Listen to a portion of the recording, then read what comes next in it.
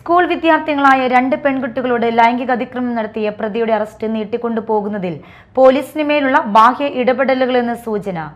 അന്വേഷണത്തിന് മേൽനോട്ടം വഹിക്കുന്ന മാള SHOക്ക് സ്ഥലം മാറ്റമുണ്ടായതും പ്രതിയുടെ കുടുംബത്തിന്റെ സമ്മർദ്ദവുമാണ് അറസ്റ്റ് വൈകിപ്പിക്കലിന് പിന്നിലെന്ന് സംശയിക്കുന്നതായി പരാതിക്കാർ പറയുന്നു.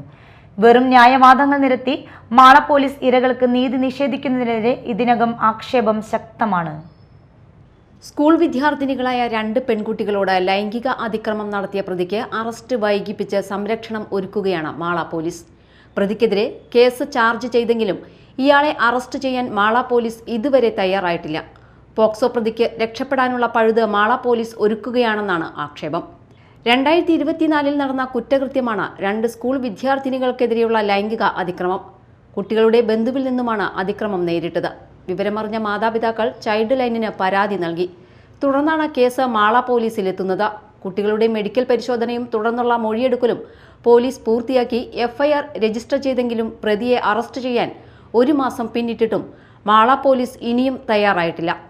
ഇരകളായ കുട്ടികളുടെ ആവർത്തിച്ചുള്ള മൊഴിയെടുക്കൽ മാത്രമാണ് നടക്കുന്നതെന്ന് മാതാപിതാക്കൾ മീഡിയ ടൈമിനോട് പറഞ്ഞു.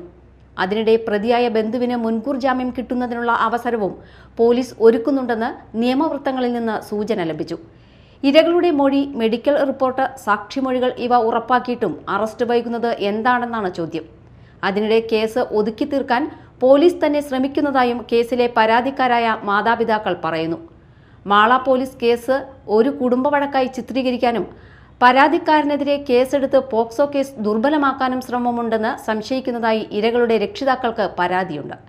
നിലവിൽ അന്വേഷണത്തിന് മേൽനോട്ടം വഹിക്കുന്ന മാള SHOക്ക് സ്ഥലം മാറ്റം ഉണ്ടായതും പ്രതിയുടെ കുടുംബത്തിന്റെ സമ്മർദ്ദവുമാണ് അറസ്റ്റ് വൈകിപ്പിക്കലിന് പിന്നിലെന്ന് സംശയിക്കുന്നതായി പരാതിക്കാർ പറയുന്നു.